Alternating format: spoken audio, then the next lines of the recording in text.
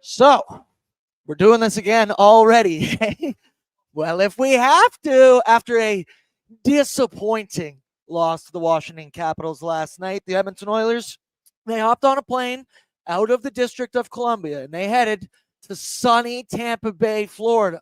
Maybe the sunshine will change some vibes around here. Game 6 of their 7-game road trip, second half of a back-to-back against one of the most consistent teams in the entire NHL in the Tampa Bay Lightning. Tonight, it's got the potential to get ugly, or the Edmonton Oilers. As we know, nothing makes sense with this NHL team, so why not us tonight? Why not Calvin Pickard?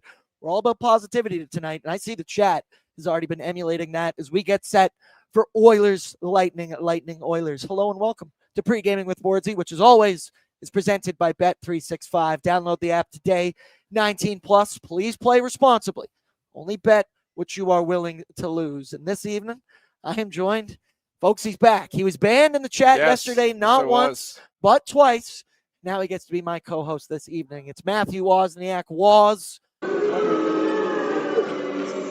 That's already coming in quick with the rips there with the studio audience behind. Woz, how we doing, pal? Give me a vibe check. Well, thanks to you, I now know what the DC stands for in Washington, D.C., District of Columbia. I didn't know that actually up until now, so thank you. But the Edmonton Oilers are in Tampa Bay to face the Lightning, and it's going to be an interesting game because as we heard earlier that in the offseason they were talking about the schedule, especially specifically the November schedule, that they were going to get into Tampa Bay till 3 a.m.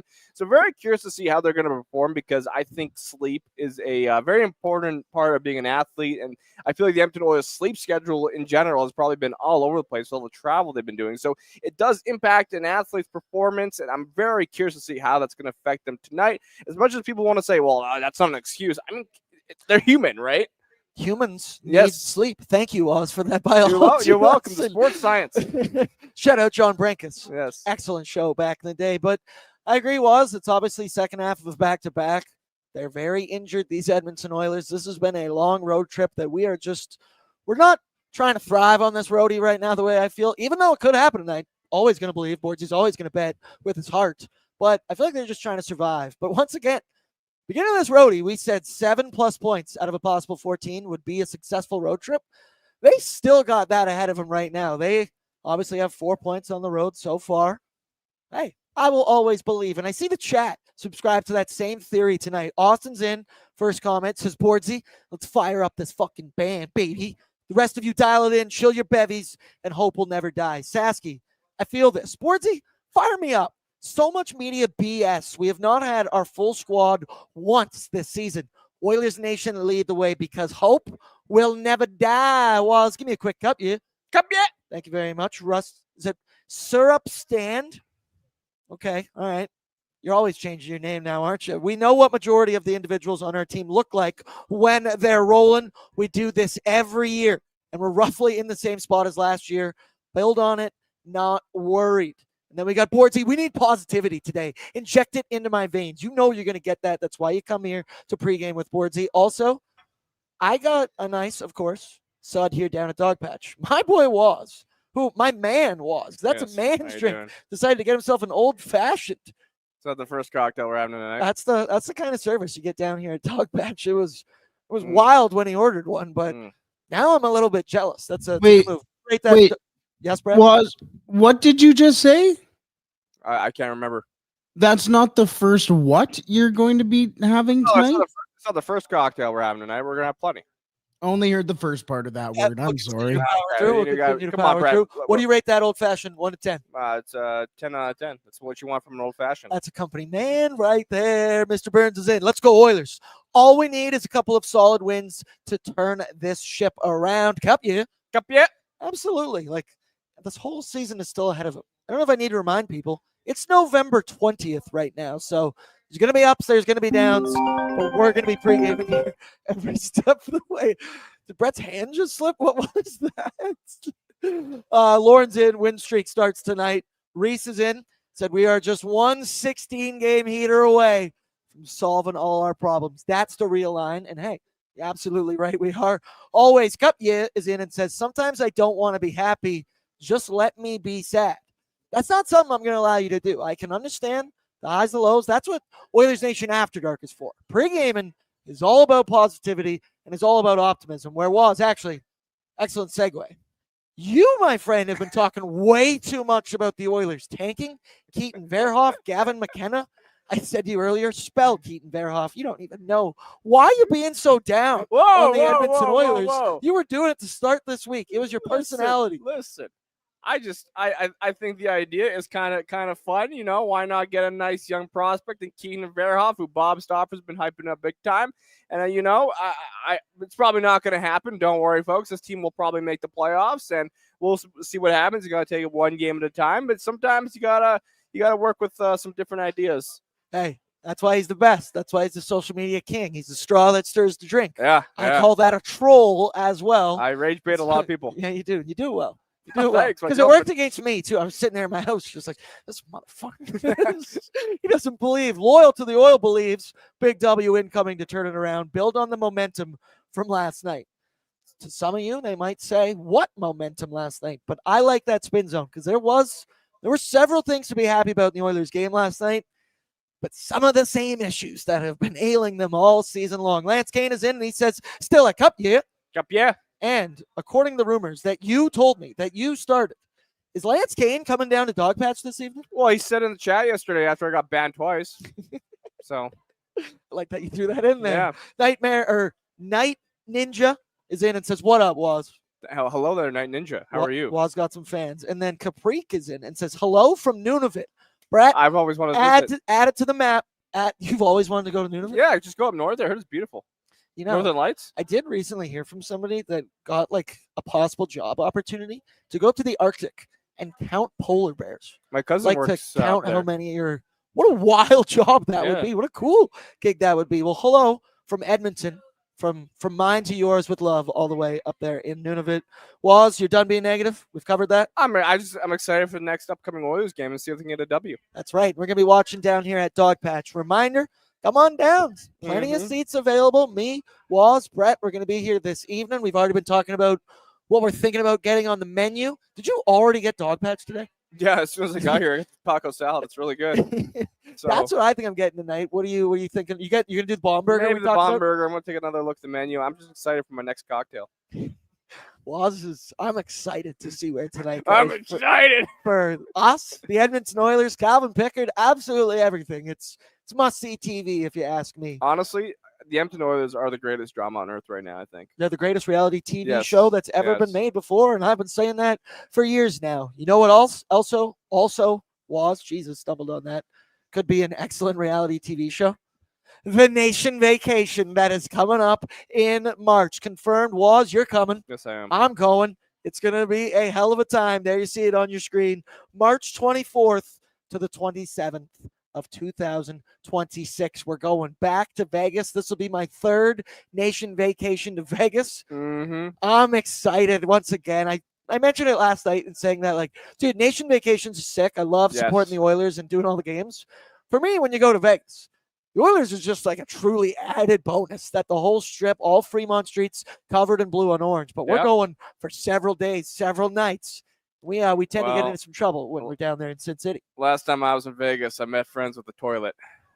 We had one rough night. It was, I had several rough nights, but continued to power through. Shout out Bender Extender as well. Yo, Brett, man.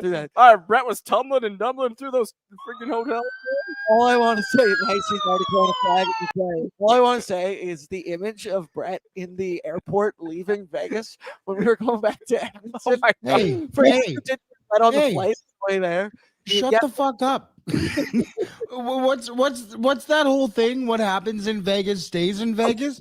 Why are you talking? It was a good time. Oh, he needed help up the stairs, that's for sure. Our boy was down bad. And you could see that for yourself. Brett just mentioned it. What happens in Vegas stays in Vegas. So if you decide to come on this trip, you might be in for some Oilers Nation lore that lives on forever, because I'm so excited to go back. Well, it's going to be a great time. You became friends with Raising Cane's for a second there. Well, I mean, I've always been friends with Raising Cane's. I bought a liter of their sauce, and shout out Kennedy, helped me bring it all the way home. That's just one of the many awesome things about Vegas that you can do. I digress. It's going to be a good time. Available nationgear.ca, where we have the flight options and then non-flight options. As per usual, use your points if you got points and you want to be able to get your way down there. All right, we've killed enough time without speaking about it. The hockey game that happened last night, and it was, another game, another post-game show that I really did not want to do. Last night felt like an especially weird one. There were 5 goals in the first 12 minutes of that hockey game. The Oilers, once again, a lot of their same issues, the inability to defend the front of the net, specifically Brett Kulak, who we'll get into some of his numbers later. He has had a rough month of November. He needs to find his way out of it. Darnell Nurse, I won't say the least likeliest hero or guy to be on Hattie watch after 20 minutes, but he scored 2 in the first period. And after that, the Edmonton Oilers, I thought, looked pretty good. They competed well. There was effort. There was some physicality. And you all know me. I'm a believer in Stuart Skinner, but I'll call it how it is. I thought last night they were a couple Stuart Skinner saves away from getting the W in that hockey game. You look at the other side, Logan Thompson, sub 900, but he made some big stops when he needed to make them. I specifically think of the Ryan Strome 2-on-1 over to Anthony Beauvillier, where he takes it to his backhand, sends it cross crease. That's the only place that puck could go. Stu tracked it the entire way, but still got beat. I don't want to harp on it too much. Hey, Stuart Skinner, I think, is like issue 6 or 7 for the Edmonton Oilers this season. So once again, he's allowed to have some mistakes, but that's where you need the goaltender to make a big save. Edmonton, though, they're 2-3-0 on the 7-game roadie. Still got 2 more games to go here, Wazino. But what was your takeaway from last night's hockey game? Were you pissed? Were you mad at Stuart Skinner? Like, they salvaged it with some effort. They were in that hockey game in the third period. They, in my opinion, I know it finished 7-4. That's the box score. The Oilers were in that game. What was your how'd you feel last night? I was a little annoyed, obviously, just allowing so many goals so early and having to kind of come back and chase the game just at the start of the game, which kind of helped the Edmonton Oilers kind of get their gear in check. But unfortunately, it just wasn't enough. And, I ended up having to go to my soccer game later tonight, and I come back, it's 7-4. So I'm like, oh my goodness, what happened to this team? So it's a mixture of issues right now. As much as I want to blame the goaltending, I also look at the environment they're playing in front of. It's not easy for any goalie, I think. And then on top of that, the 5v5 scoring has been terrible for the Edmonton Oilers. If you want to win hockey games in this league, you have to be able to score at least 4 goals, which they did. So last night, I think, was a culmination of just the goaltending and defense letting them down. Yep. Once again, same old story. Defensive lapses. Yes. I'd say that's a nice way to kind of overall paint the picture for the Oilers, because that's defensive lapses with or without the puck in their own end. And there was, once again, I thought, we all have eyes. The first 2 goals against Stuart Skinner, there's not that much the guy can do. On the first one, he makes a stop on the John Carlson shot, kicks the rebound to an open area where Protas just bullies his way through Brett Kulak. The second one, that was the Brett Kulak being a human pylon. Reggie, that's a nickname we're giving Regula. He's battling with Alexander Ovechkin. That's a good goal from a good player. But once again, Brett Kulak's not clearing the man out of the front of the net. And if you're not doing that, you're also just screening your goaltender.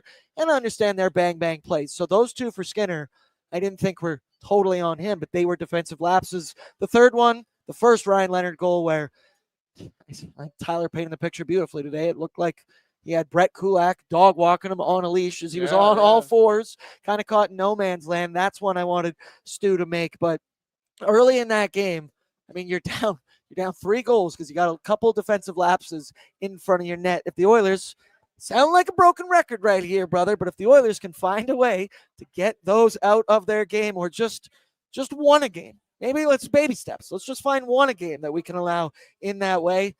I kind of joked with you and Brett before we started the show that if I have to hear another pre or post game interview where an Edmonton Oiler talks about how they need to defend the front of the net and they need to get physical, I might start freaking out, because they know it. I know it. Everyone's dog knows it. They just haven't found a way to do it. Thoughts on these continued defensive lapses from the Edmonton Oilers? Well, they should probably preach or do what they preach, almost, right? Practice what you preach. Actions speak louder than words, and that's why I put in my notes here is just protect your territory. Be aware of who's in the defensive zone, because too many times I'm seeing the Edmonton Oilers have guys right behind them, in front of Stuart Skinner, in front of Calvin Pickard. So stop allowing players to get to the front of the goaltending without challenging them. Be a little bit more aggressive and be a pain in their ass, which I don't see that enough from the Edmonton Oilers defensemen, especially from someone like Darnell Nurse, who I think should be able to do that. He has that aggression in him. Brett Kulak, I don't know. He's a step behind this year. I don't know if that's just because of age and just a little bit more fatigue than usual. And I think that plays a little bit of a factor, but it's been unfortunate how the Edmonton Oilers have been defending in front of their goaltending. And on top of that, the goaltending also has been making those key saves when you want them. We just saw Marketing Maddie. Shout out her. She came down to Jump poke. scare. She looked like a proud mother right there, and was just You're welcome. watching her son's Guzz drinks on air at 4:30 p.m. on a Thursday.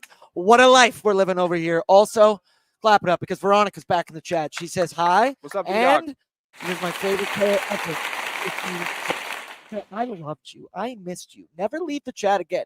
And as you've been able to tell, everybody in this chat loves and appreciates Veronica's constant positivity. And we're going to need that, I think, for the rest of this road trip. Game 6 of 7. We're almost there on this one tonight.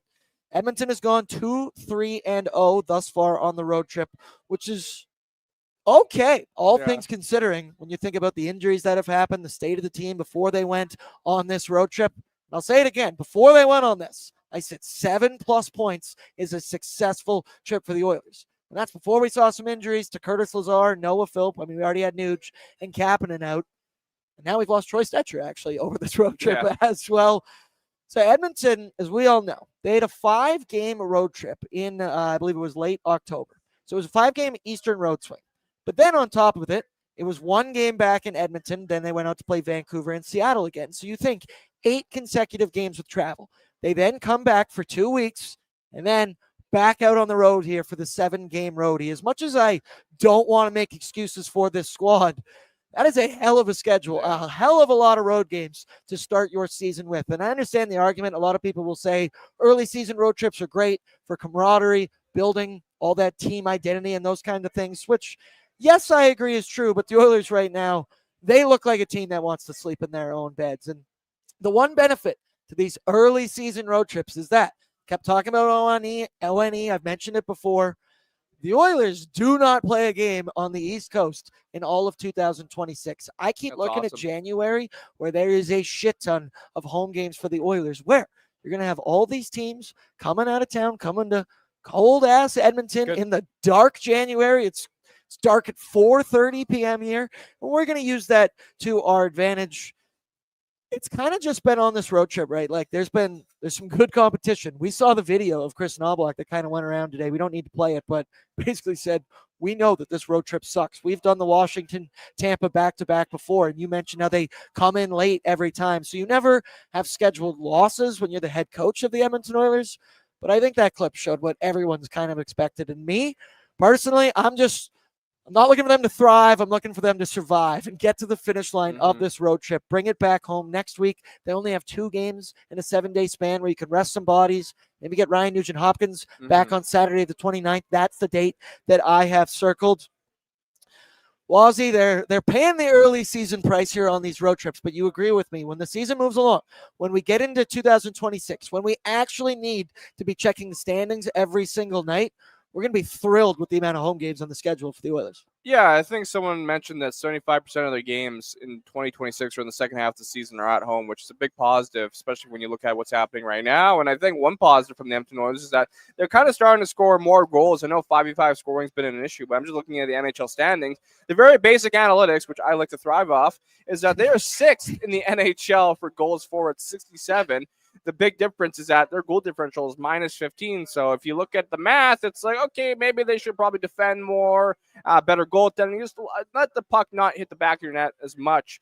A common theme, if you're the best team in the NHL, you're going to have the best goal differential, as the Colorado Avalanche are +31, the Anaheim Ducks +11, the Carolina Hurricanes +15. So if the Edmonton Oilers maybe defend a little bit more, I think they'll be just fine, and maybe the goaltending can be better. But also in the same breath, I would like to see the offense just be a little bit better at 5-on-5, especially the depth scoring. We know this about the Edmonton Oilers. They're a home cooking team. They play better on Rogers Place ice, not only because the ice is better, number 1 quality in the entire NHL. Suck on that, everybody else. But come on, man, it's the human element of like sleeping in your own bed. I see, who was it here? Shooter McGavin, who is Doug Waite, says they fly first class and stay in 5-star hotels with world-class food, LOL. How do they struggle so badly? Once again, I don't know because I've never traveled first class. Or really, actually, I did just stay in a 5-star hotel. Brett, suck on that. I did go on vacation. But there's the human element, man. You're gone for 2 weeks. You are on planes. As everybody knows that horrible feeling of being on planes and whatnot. I don't want to sit here and make excuses for them, but it's not just the Edmonton Oilers. There's plenty of history of professional sports that teams do not perform as well on the road as they do when they're home. There's the comfortability factor of the building. They're sleeping in your own bed. I don't know why. I'm tired of it, but we're sticking to the positive side that in 2026, we're almost done this roadie, and then it's home cooking, baby. It doesn't matter where you're sleeping. If you're getting 6 to 5 hours of sleep compared to 8 hours, there is going to be a huge difference in your performance, regardless if you're an athlete or if you're working a 9 to 5. Sleep is such a huge factor, and it's actually something I've kind of looked into a little bit more in the last couple of months, because even for me, I notice if I get 8 to 9 hours of sleep, I'm probably going to do better at my job than if I get 5 or 4 hours, and especially if you're getting in at 3 a.m. and then you have to be up at, 10 a.m.? Like, think about that, and you never know when you're going to fall asleep. Like, if I were you, just do a little bit more research into REM sleep and all this fun stuff. It's incredible how important sleep is, and I think people don't take it a little bit for granted. That was Talking Sleep with Matthew Wozniak. Yes. Available. That's why we're available wherever you get your podcast. I try to get 8 hours of sleep for a reason, because I know if I get 5 hours of sleep, I'm not going to be the same human. I think I'm now. You were also quick to point it out pre-show that I'm 30. I'm You're still welcome. not over that. I'm in the 7 to 8 hour range now. I'm starting to get older where I feel like I need consistent sleep, but we're getting off. We're talking sleep here on Pregaming with Bordzy, where we stay awake and we guzz beers. The other storyline heading into tonight, Calvin Pickard is confirmed getting the start for the Edmonton Oilers, and knock on wood, because I don't want it to happen, but this could be Calvin Pickard's potentially last start with the Edmonton Oilers for who knows how long. Because let's be frank with it, Calvin Pickard kind of needs to figure his shit out. The Edmonton Oilers, we know, have not been great in front of him, but he has been sub what an average goaltender would be in front of this or behind this Edmonton Oilers defense. He's got a .417 goals against with an .830 save percentage. Calvin Pickard hasn't had a game above 900 since his first appearance this season against the Vancouver Canucks. That's awesome beer service right there. So you get down here at Dogpatch. Right, but Calvin Pickard, he's been fighting it. He's been struggling.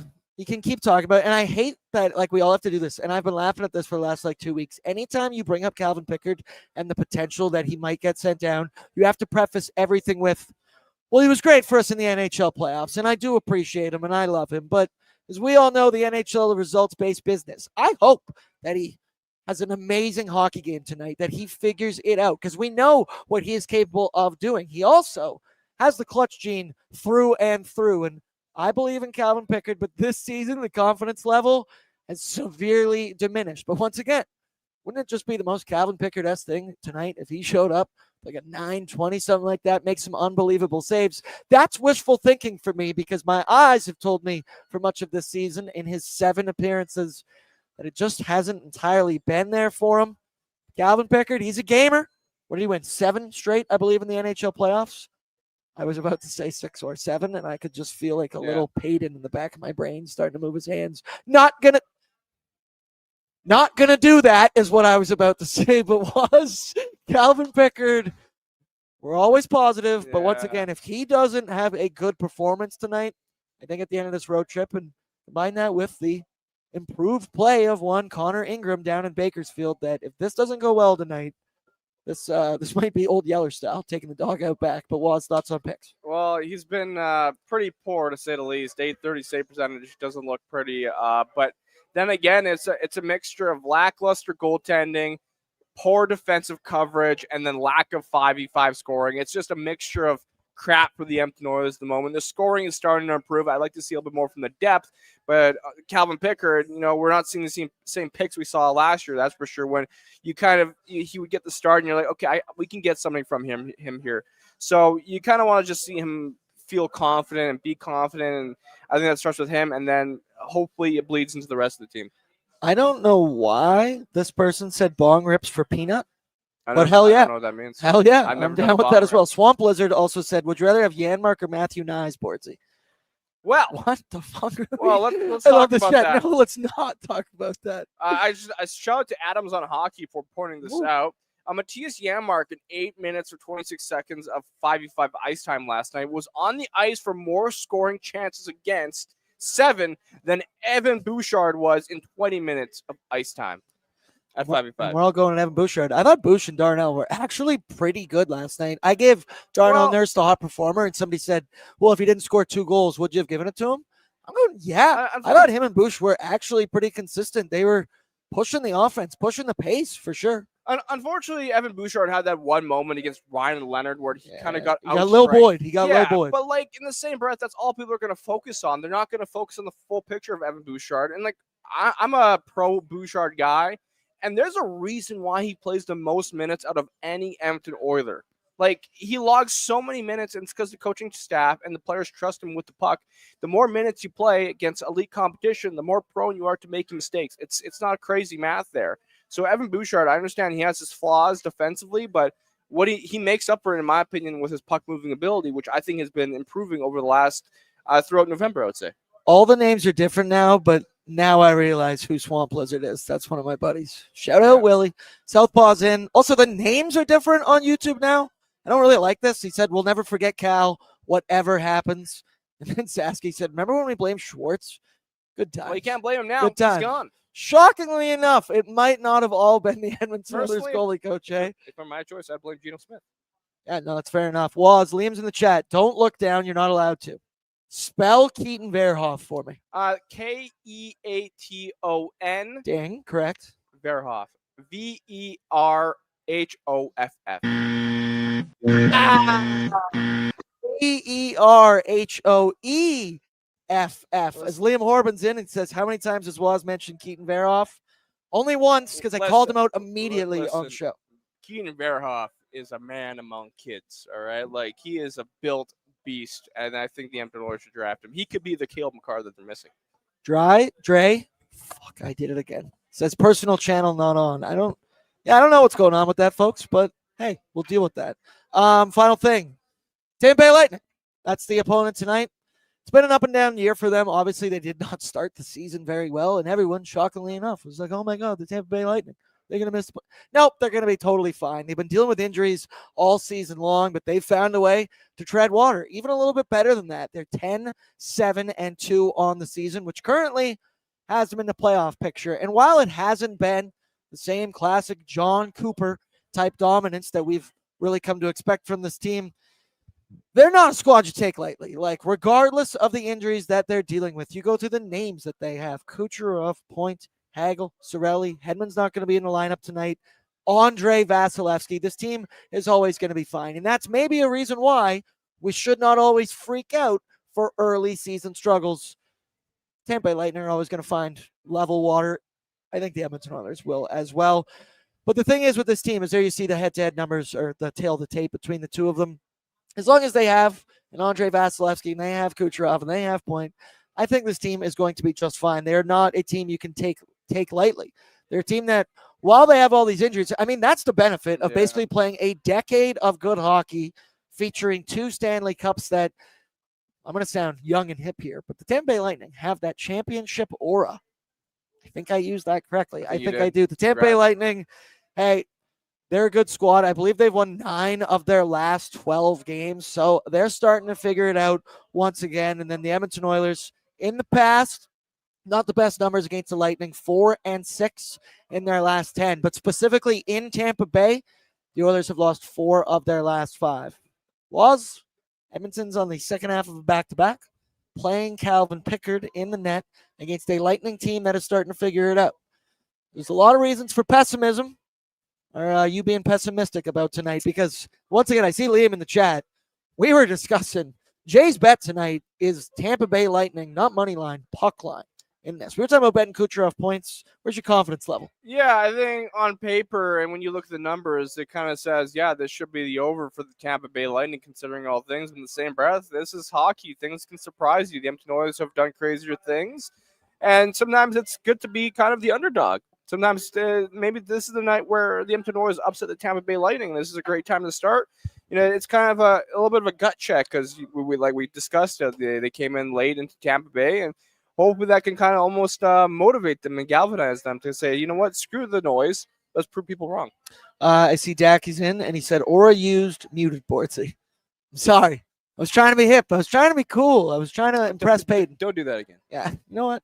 Hold me accountable. I appreciate that. Lance is in. And he says big W incoming. But what I want to know is Lance incoming down to Dogpatch here in the River Valley, Can you because confirm that? Lance, I could crush some beers tonight. I'm already on number 2. They're starting to. It's the beauty of pregaming, the optimism, the positivity. The nice thing about old fashions, they go down slow. The best thing about Dogpatch is the moment you finish it, they're going to throw another one right in front of you. Let's go now to our need to know information courtesy of Wilhauk Beef Jerky, because only the finest tasting meat products earn the Wilhauk name.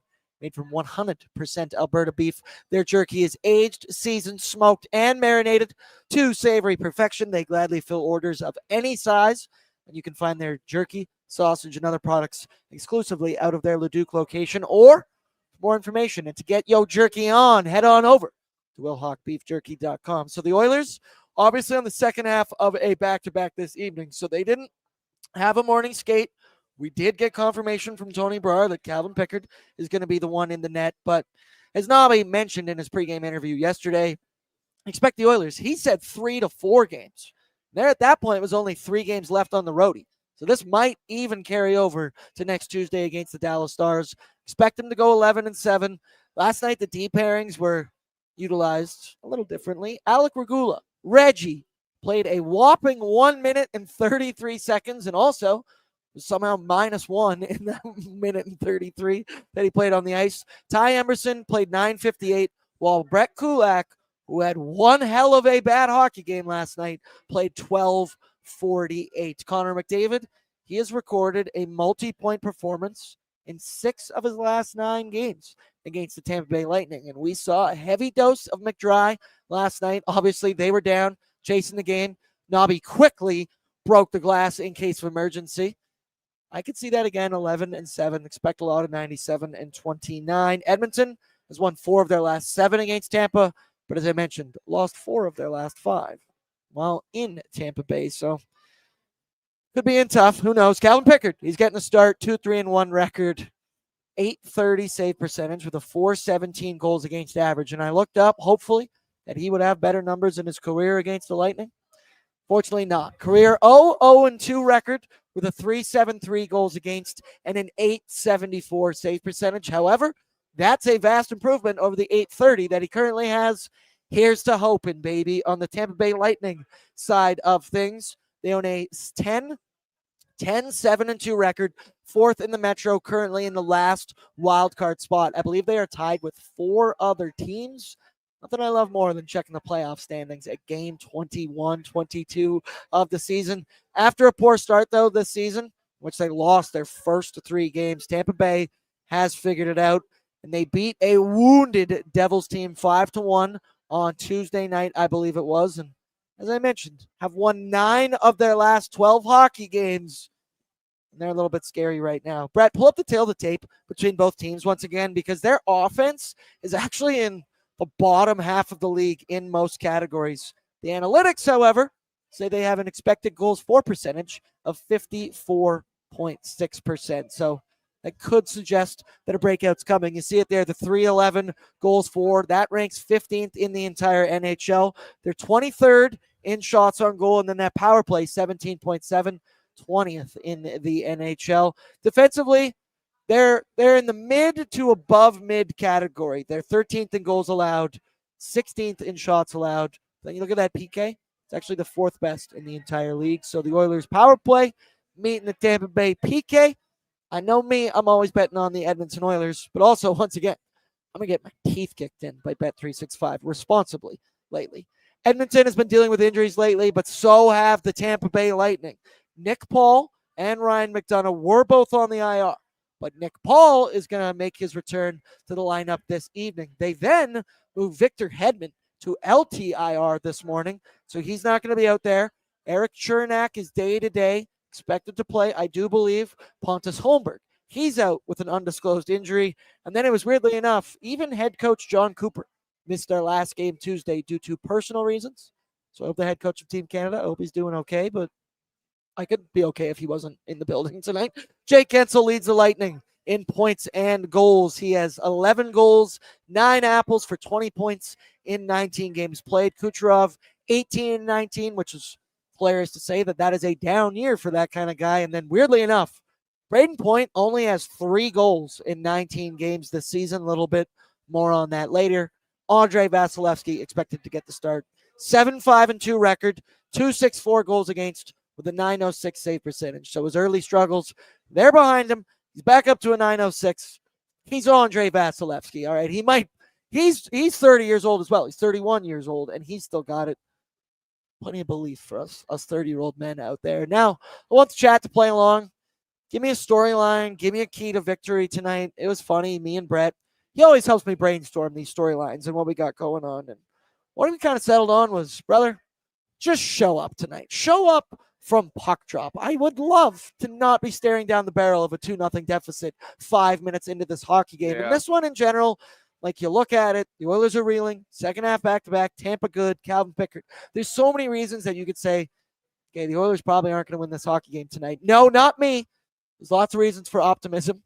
Really just banking on hope is really all we have. But tonight, just show up. All right, attempt. Let's not have a angry Oilers Nation After Dark later on tonight, because there was lots of good things in that game yesterday against the Washington Capitals. You take out that putrid start from the Oilers, that 3 goals against a la Brett Kulak in the first 20 minutes there, and the rest of that, the Oilers were in that hockey game. So if they can, I know I'm asking a lot on the second half of back-to-back against Tampa.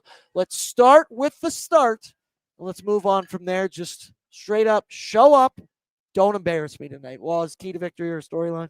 Key to victory will be being defensively responsible, I would say, on top of that. You sound like the Oilers in their pregame interviews. Yeah, honestly, it's crazy. I would also like to see a regulation win, because we haven't seen one of those from the Edmonton Oilers since October 28th against Utah. In the same breath, I don't want to be too negative. The Oilers don't have the best history in Tampa Bay. The last time they won a game in Tampa was, let me see here, in 2022. They are 4-6 against the Lightning in their last 10. So tonight would be a great night to kind of rewrite or change history in your own way. If that makes sense. It kind of made sense. I could have worded that better. Dre is in and says, "Was equal brain, big brain, big brain boy, my big brain, my big brain." Thank you. You're giving me too much credit there. I accidentally clicked it, but Buff Snell just said, "I forget what winning feels like." Buddy, we won last week. Come on. Don't. Let's stop being so dramatic. And once again, I love you. I get you're kidding. I know you're kidding. I know you're saying that as a joke. But, like, that can apply to a lot of people online. Once again, November 20th right now, okay? We're not going to be remembering this later. Knock on wood once again. Yeah. I tend to talk too much shit on pre-gaming. We did just get announced that there is a new lineup for the Edmonton Oilers. So give Brett a couple minutes and see if he can bring that one in for us. And he'll just throw it up on the screen when it is ready. But, there's one dude that we've been talking about a lot in a negative light this season. In fact, I called him the least valuable player of the Edmonton Oilers yesterday. Can I guess? Yep. Frederick? Correct. Oh, wow.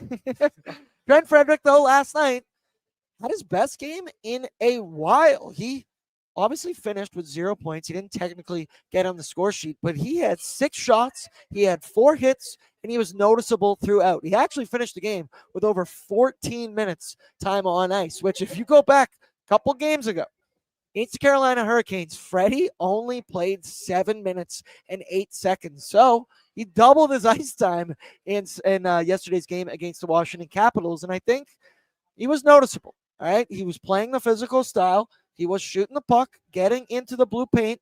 There was a little something to be said about, we talked about it on pre-gaming yesterday, and it's just hilarious because you have to do it. Lineup combos, especially when the Oilers go 11-7. Even when they have 12 forwards, a depth chart is a recommendation. We're talking about Zach Hyman on the third line, and okay, like what can he bring to Rico and Trent Frederick? And then, of course, 5 minutes into the game, it's bang, you guy playing with this guy, you guy play with this guy.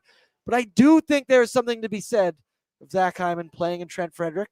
I know they're not going to tonight. We'll get the lineup in just a second. But do you subscribe to the same theory? Like last night, Trent Frederick looked like what I was told Trent Frederick would be like when the Oilers acquired him last season. I haven't seen him much in his Oilers jersey. Thoughts on Freddie last night? I thought Freddie was pretty decent. And I think, like you were saying, I think it was Pete Blackford saying, we haven't really seen the Trent Frederick that we expected from the Boston Bruins. And I think his best game as an Oiler really came in his first game as an Oiler when he had 2 hits and he kind of came out guns a-blazing. So, Trent Frederick, I was a little bullish on him coming into this year because I felt like he can be more of a net front presence, almost like a Corey Perry. I think he has the physical attributes to do that, but for whatever reason, it just hasn't been there for him. And I feel like his confidence level is a little low right now, and the Oilers kind of want to rely on him to be a little bit more physical. And, the beauty of it is that it's still early in the season. We're only 22 games in here, so there's still a lot of runway for Trent Frederick to really be the Trent Frederick that we want him to be. Lance Kane with an awesome suggestion. Says, have we tried barking in Frederick's face? I don't need to do that. I'm not speed. Man, I hate these new names. Shackled Halo says line shuffle incoming. And yes, you are correct. Bert, let's pull it up now. The confirmed lineup for the Edmonton Oilers this evening. It's the return of Zachary Martin-Hyman to the top line with Connor McDavid and Jack Roslovic, who's going to stay there. Your second line, Pods, Leon Draisaitl, and Andrew Mangiapane. And then your third, Matt Savoy, finding himself back in the bottom 6. Third line left wing with Adam Henrique and Trent Frederick. And then, of course, your fourth line duo of Matthias Janmark and Tommy Smokes, David Tomasek. Your D pairings, once again, we'll continue to see them rotate and do a little bit of everything. But Alec Regula played a minute 33 last night. Nurse with Bouchard, Ekholm with Woolman, and Brett Kulak with Ty Emberson. Let me get your initial thoughts. Zach Hyman back up to the top line. Matt Savoy moves down to the third. Thoughts, feelings, opinions? You know what? I'm a little disappointed because I thought Matt Savoy wasn't looking too terrible with Connor McDavid and Jack Roslovic yesterday. I think those are two players. Savoy and McDavid were very cerebral, good on the puck. Jack Roslovic's got a good shot. So I really wish Knobloch can keep that pairing together, that lineup, just so they can gain a little bit of chemistry and understand their tendencies. I believe that it has a lot of potential, but understandably, Zach Hyman and Connor McDavid have quite the history together.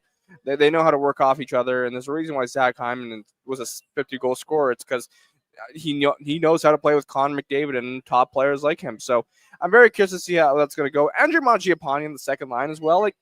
Mangiapane just hasn't been it this year. I'm sorry to say. I think we all expected maybe Calgary Flame getting Mangiapane, but just I don't know. I did not expect Calgary Flame. Or at least half of that, That's what I I'm saying, expected, man. I think, exactly what we're going to get. But, okay, Yeah. so my opinion on this, Zach Hyman, that's a first-line player. I like the theory that Nobby used yesterday to try and spark that third line. You actually saw Zach Hyman go into the boards hard, get a puck back to Darnell Nurse, who scored his second goal of the game. The thing for me, Zach Hyman's a first-line player. We know that he should be up there. Second half of back-to-back. This, for me, tells me that Nobby is going to be rolling the shit out of those first two lines. Expect a lot of 97 and 29, and expect your best players to be the best players tonight. But the other half of this is what I just do not agree with. Matt Savoy should be on the second line over Andrew Mangiapane thoroughly. I like Andrew Mangiapane. I went on a rant yesterday. He was one of my part 2 hot performers of the game, in that I went on a rant saying I like Andrew Mangiapane in that third line role because when he's in the top 6, he has the potential to kind of mess up some plays. He defers to others a lot. He tends to hesitate, not shoot the puck. But when he's on the third line, in spurts here, getting a shift every so often, it feels like an energy a little bit from Andrew Mangiapane. I like him so much more in that role. Matt Savoy has the skill to play with Leon Draisaitl. He hasn't done it a ton this season. I always go back to that first game he played, I think against the Flyers last season. We were at Greta at 10 a.m., brunch for Ben. Savoy behind the net. I just think that those two can work together more than I would like Dev Mangiapane. Oh, Mackay and Dry, Oilers MD. Brett, that's funny now. Savoy should replace Mangi. The name, Brett, that makes sense to me. Other than that, look at the deep pairings. Brett Kulak, third pairing there with Ty Emberson. He had a rough go. I believe it is the month of November. 0 goals for, 15 goals against for Brett Kulak when he's on the ice at 5v5. Yesterday was no exception. It was bad for him.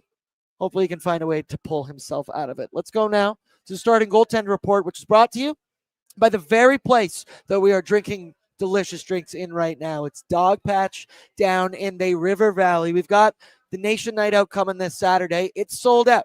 So if you missed out, send me a DM. I'm sure we're going to be getting crazy on Saturday night after the game, after the post-game show. Casino, No, You said yeah. in the Whoa, chat. whoa, whoa, whoa. You said in the chat. You've My got me eyes lit up. excited. You've got me excited. You got me excited. You're the one who said Funny. in the chat. That's how you the get other day. prepared for Vegas. That was aggressive, and I like that. And that's what you're going to get on Saturday night down here at Dogpatch Nation Night Out. But if you're missing out on this one, once again, keep it locked on the socials That you because wake me we're up, going to be baby. having another one going down sometime in December. You know I what? can't wait for that. Because you know what I love about Dogpatch is just how the room is so tight, right? Everyone kind of can talk to each other. It kind of reminds me of like the Shire and Lord of the Rings when they're in the pub together. It's just got that pub vibe to it. I love it. It does have a good pub. I didn't totally get where you were going with that to begin with because the ceilings are regular height. But yeah, it actually is kind of true. Let's smash some ales together later. Yes, please. You should bring your you got to bring your ale mug. All right, that's one for the next time. Waz joins on the post-game show. Bert, pull it up. Tell the tape between the two goaltenders. Calvin Pickard, 2-3-1, 417 with an 830. Then there's Andre Vasilevsky, 7-5-2, 264, and of course, an above 900 save percentage that's with nice. a 906 on the season. Calvin Pickard, he's going to get the start. Waz, I want to paint a graphic image. Gun to your head. Is this Calvin Pickard's last start with the Oilers for a minute? Yes or no? Yes or no? No. I don't think so because I feel like Connor Ingram still needs a little bit more time in Bakersfield. And like Jeff Merrick mentioned on Oilers Nation every day, he discussed yesterday apparently with Stan Bowman about some things. And basically what Jeff Merrick was saying is that the Oilers are going to remain patient with what's happening right now. He's always been a bit of a patient GM. He doesn't really make rash decisions. And I think that's going to be the same case with, unfortunately, the goaltending. I know that's not what the fans want to hear because they want changes immediately. They kind of want that instant gratification. But that's the reality of the situation is that the Oilers also need to find a dance partner if they want to get rid of Calvin Pickard. And maybe it's not as easy. If you're an NHL GM and you look at Calvin Pickard right now, who's going to want him? I don't want that. Future considerations? Once again, waivers, obviously an option here for Calvin Pickard. And we love our pal Cal. This is a big game for him, man, because once again, I don't think you should maybe entirely be making moves. I've been consistent all year. I'm not worried about anything till 2026 when the calendar turns over. But if you have another, forgive my language, ass performance from Calvin Pickard tonight, he might just force your hand because I mentioned it on yesterday's pregaming. Stuart Skinner had started 9 of the last 11 games for the Edmonton Oilers. We always talk about pairing Skinner with a guy who could shoulder 40, 50% of the load. Can't pair him with a guy when Stu needs to play 100% of the games. That's doesn't take a genius to see that's probably not going to work out very well. The other side, Andre Vasilevsky, very good at hockey. Confirmed, very good at hockey. The beginning of this year, it was weird. The Lightning, they lost 3 straight games in a row. In those 3 games, Vasilevsky allowed a combined 15 goals. It was not going good for the man. He's on the other side of 30, 31 years old. There was somebody who was on, I forget which one, maybe it was the big program with Kevin Karius, or it was the Jason Greger show. Either way, plug Sports 1440. Also, the Kevin Karius show today had a spicy thing going on with Laddie Schmid and Karius. It was awesome. It was electric. I missed out. Shout out both of them. You love that on your drive in the morning. 2 guys kind of yelling at each other on the radio. It was dope. But Andre Vasilevsky, he's older, he's wiser, and he's still pretty damn good at hockey. Was. I wish he could be an Edmonton Oiler. Absolutely. That's all. Yeah. Okay. All right. I don't think that's going to happen. We're still Connor Ingram. Vasilevsky train. Shout out to the God above in one. Brett Holden. Bert, maybe just for a second here, talk to me like the God above. Where are you at with Calvin Pickard in this hockey game? You've kind of been like me, dude. Like, we're not overreacting to much this season. I'm waiting until 2026, but there is something to be said. Like, Calvin Pickard gets absolutely shelled in this game, and there's a couple where he could have stopped him. Like, I don't know what – I get the Edmonton Oilers love Calvin Pickard, and he's awesome in the room, but, like, eventually at some point, you have to play well. Brett, where are you at with this whole Calvin Pickard scenario right now? I said it at the end of the last game that he played, that should have been his last game as an Edmonton Oiler. Obviously, you need to find a replacement for that player. And that doesn't mean like trading Calvin Pickard to a different team and going like, here's our problem, yours now. That's not going to happen. No one's going to help the Edmonton Oilers at all. Like, it's just not going to happen. But listening to Ryan Holt on ONE talk about how Ingram, the numbers are like he has been playing better than the numbers suggest. Shocker. That's crazy what happens when you actually watch the games. I know, novel idea, but sometimes it just doesn't come through. But it may be time. You're not asking Connor Ingram or whoever it is that ends up coming into to play to be the savior, to be Dwayne Rollison and take us to the motherland, brother. Just come in here and be steady for us. Just come in and be good enough for us to go out there and give us a chance to win. That's all you need. Whether that's Ingram, Tompkins, fucking Samuel Janssen. I don't know if that who did we draft this year? I don't give a shit who it is, but if you can give me like 90 as a backup, I'll take it right now. I was a ball hockey goaltender. I shut out the Extreme, which is all SSAC guys, when I was a minor, and for the first half, and then they won 10-0. But it was a good first half. Damn it! No, I think this is the end of Calvin Pickard. Like if they get shelled, especially. I mean, you put in fucking Cam Dineen. I don't care. Yeah, is it Cam Dineen hurt? Hey. We're a Cam Dineen podcast here on Pregaming and After Dark. We thoroughly appreciate Cam Dineen. Also, the Dogpatch phone was just ringing below me. I really wanted to answer that. I really wanted to and say, yeah, man, come on down. Let's have a good time. Let's go now, though. Hello, Bordzy. To the away lineup, which is presented by the Jasper Pond Hockey Tournament, which is going down January 23rd to the 26th on beautiful Lake Mildred. Teams, it's 4v4 hockey out on the ODR, but teams can be up from 4 to 8. We've been talking about it a lot, Waz. You get to go to this, right? You're the social media I'm very guy. blessed to go. Yeah, he gets to go. Me and Brett have been peanut butter and jealous for the last Thank you, several God. years, and I am dead serious about this. If we want to create a mosaic team of people from the chat, where me and Brett, maybe, dude, we'll bring all the Misfit toys from Oilersnation, and I want to surprise Tyler and them down there with a game, a good old puck on the ice. I think there's something there. I feel like that's great. You know, that's what? Great content. That's great everything. Please. I want to go so bad. I didn't really want to go, but I went to the JPL for the first time this year. Oh, that's where it came from. Please let's do a mosaic team, whatever it is we need to do. I will coach. I will be the freaking name a coach. I was going to say Don Cherry, but damn it, I didn't want to be that guy. Please, I want to come to Jasper. Let me tell you, man, the JPL has some incredible espresso martinis. You can get a good buzz off those, that's for sure. Right, boys? Yeah. Lance Kane's in. Lance Kane is in, and he said, I'm just reading this. I must know if Bordzy agreed with Schmid or Kevin from their fight. Lance Kane, Bordzy, who was right, Kevin or Schmid? Lance, I don't want to get into all the details, but Kevin Carius was so correct. It's not even like a conversation. I couldn't believe it, but we don't need to continue to get into that. Shout out Kevin Carius. A pro's pro.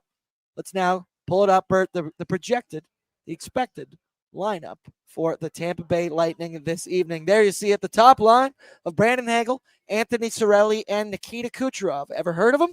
The second line, Jake Gensel, who just scored a hat trick Tuesday night against the New Jersey Devils with Braden Point and the return of Nick Paul to the Tampa Bay Lightning. Their third line, Zemgus Girgensons with Yanni Gord and Oliver Bjorkstrand. The fourth line, Curtis Douglas, Dominic James, and Gage Gonzalez, I believe.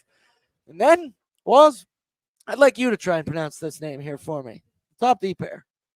Charlie Edward D'Astus. Chuck is what I'm calling him. I'm calling him Chuck all night. We'll be paired on the top pair with Eric Chernak, JJ Moser with Darren Radish, Emil Lilleberg with Steven Santini. What is that? That's an accountant. What is name. that? Steven Stamkos from Wish? Nice, Waz. Nice.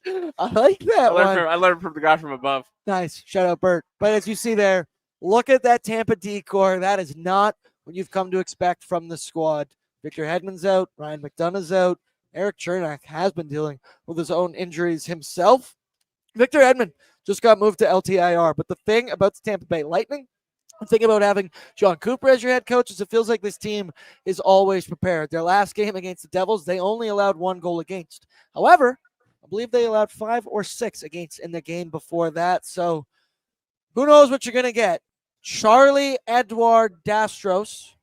Who? Well, he's a 27-year-old defenseman playing in his first NHL season. So he has 12 career games under his belt. So if I'm Connor McDavid or I'm Leon Draisaitl, I'm frothing at the mouth at the opportunity to get on the ice against these guys, or like mean, you continue to look at that. J.J. Moser, Darren Radish, Lilleberg, Santini. Who, once again, is what I'm going to go with there. So, Waz, thoughts on the decor there. The Edmonton Oilers. Look at our top 6. We're loaded. Got Andrew Mangiapane in the top 6. I don't know why I did that. Man. Shout out Monge. But thoughts on the matchup against that wounded Tampa Bay decor? Listen, that Tampa decor looks atrocious on paper, but in the same breath, I think this is where it comes down to coaching and just telling the guys what to do, where to be, how to play. It's very simple stuff. Just keep your shape. Nothing crazy. Darren Radish. I know Taylor Radish. I've just learned about Darren Radish. Is that a Pokemon? Radish. I think so, actually. Someone confirmed that for me. Steven Santini. Sound like an Italian dish. You're a Dogpatch. Like, come on, man. Like, the Oilers should absolutely run through this decor. Lance Cage just killed me. Said, well, Schmid actually played. Bordzy, I don't know if you know that. If you didn't tune into the big program today, you don't know what Lance and I are talking about. But, Lance, that just killed me. That was fantastic. Was my player to watch in this? Wait, what were you going to say? I was going to say Kevin Carrier's show download just went up all of a sudden.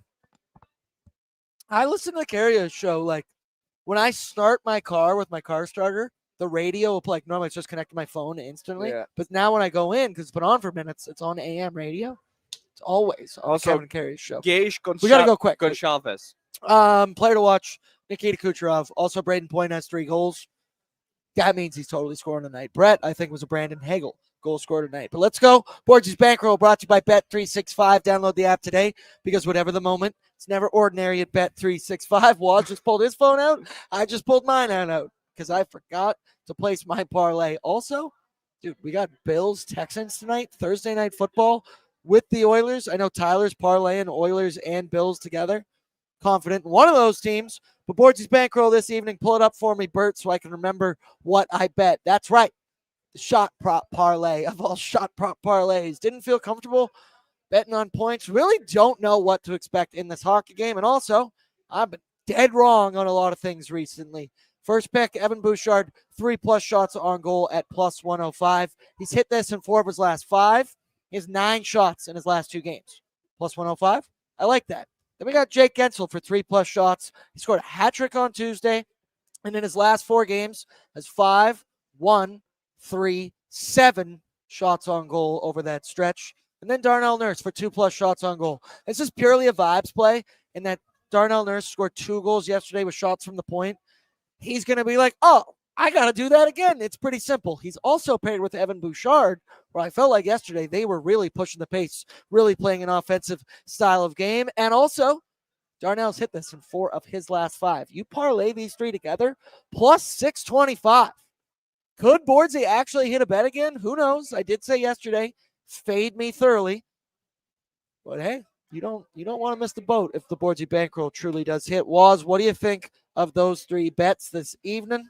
And then do you have anything cooking up? Well, I actually placed them. I put together a parlay, which includes over 6.5 goals, because I think considering all the history with the Edmonton Oilers recently, both teams know how to score goals. What's your parlay? Honestly, it's like a 5-leg parlay. I'm going the I like that. B. Holden route.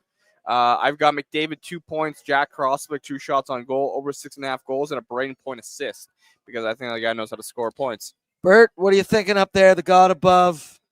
You're always coaching me through things. Couldn't live this life without you, my boy. What are you thinking? Do you have a spider? No. You sound disappointed in yourself. You should be. I'm very nervous about betting on the Oilers right now. Shut up. I don't know what. It's the old fashions. They're getting. Yeah, and first of all, never call me B. Holden again on air.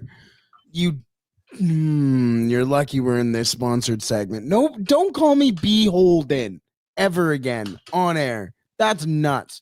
No. Now I'm mad. No spider today. Now I'm mad. What the hell, Matthew? Get you done. The real B. Holden. I just placed my parlay. We ride at dawn, folks. I love you all. I appreciate you all. Waz, score prediction anytime. You have tears in your eyes. 6-5 Oilers. Brett, what are you thinking over there in that beautiful head of yours? Don't let Waz get you down, brother. You know this better than anyone. You've been friends with this guy willingly forever, so you have tears in your eyes.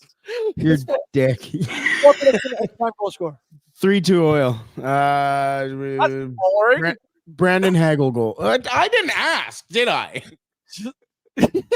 We're going to go 4-3 for the Edmonton Oilers because why not? Because why not? Calvin Pickard, he will allow 3 against. And for my anytime goal scorer, Zachary Martin-Hyman. It's his first of the season. Here we go. Now the Oilers roll. We're going to bring some good vibes into Florida where we're going to exercise some demons on Saturday night. I love you all. I appreciate you all. It's a pleasure to pregame with you from time to time. It is fun. What a job we have here. I'm on beer number 3. Bert, come on down. We're going to have some Dogpatch food. Lance Kane, DM me about what we've been talking about because I want to talk to you about that. I love all of you. Throw down your like. Throw down your subscription to subscribe to the ON YouTube channel.